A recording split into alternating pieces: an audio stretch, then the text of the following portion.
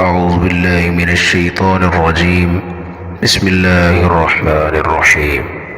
يا بني إسرائيل اذكروا نعمتي التي أنعمت عليكم وأوفوا بعهدي أوف بعهدكم إياي فارهبون وآمنوا بما أنزلت مصدقا لما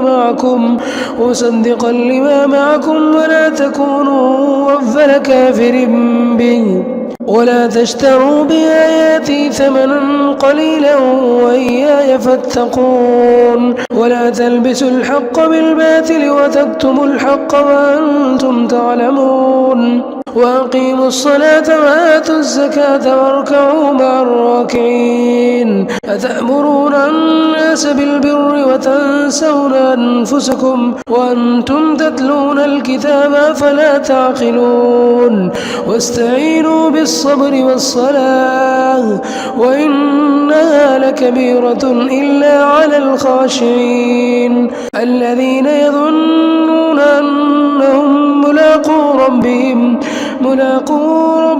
أنهم إليه راجعون.